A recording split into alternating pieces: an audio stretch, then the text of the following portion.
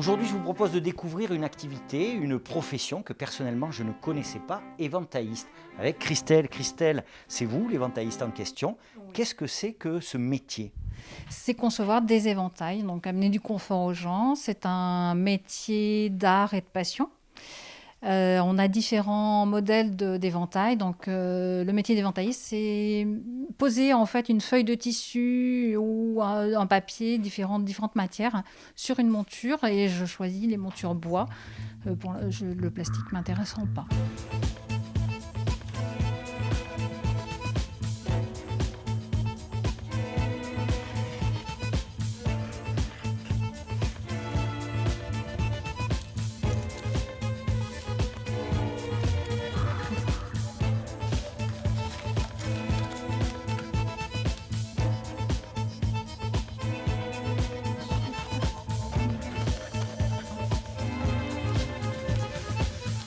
Alors éventailliste, pour ce qui vous concerne, c'est une véritable passion. Aujourd'hui, c'est une partie de votre activité professionnelle.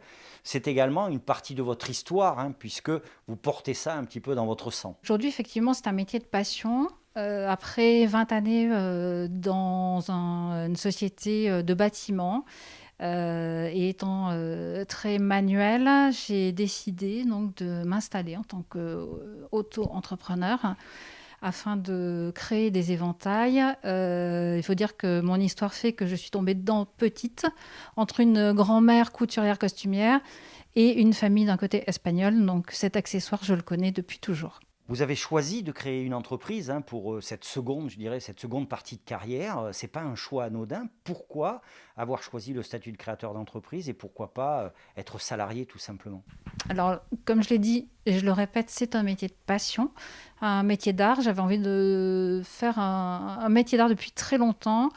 Et en fait, ça me permet aussi d'organiser mes journées, d'être indépendante par rapport à mon travail, tout simplement. La création, la vente d'éventails, c'est ce qu'on peut appeler un marché de niche. Comment vous vous organisez pour présenter et vendre vos créations? Donc, étant installée depuis fin 2019, et suivant cette crise sanitaire, ça n'a pas été très simple puisque tous les marchés envisagés en début d'année 2020 ont été annulés. Donc, j'ai eu la chance de pouvoir participer pour la première fois l'année dernière à la Galerie des métiers en exposition, également encore cette année. J'ai également participé à la rue des Arts à Saint-Thierry-la-Perche, les 2 mois d'été, également cette année. Et là, j'envisage de faire des dépôts en boutique. J'ai déjà des contacts, donc sur Brive et sur Limoges également. Et par ailleurs, je publie donc mes créations, chaque pièce sur mes pages Instagram et Facebook.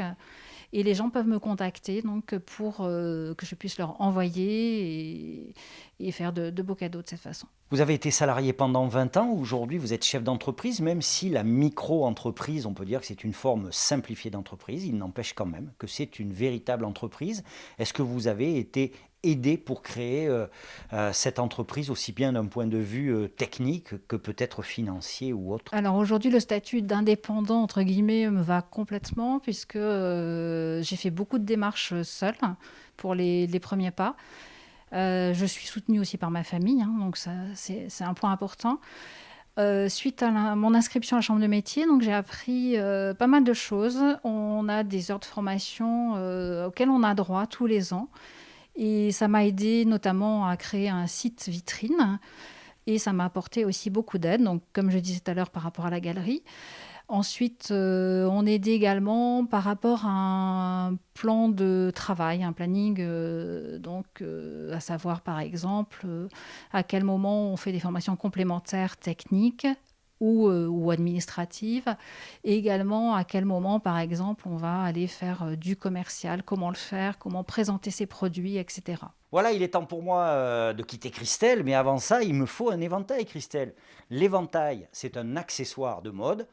Pour quelqu'un comme moi, qu'est-ce que vous me conseilleriez?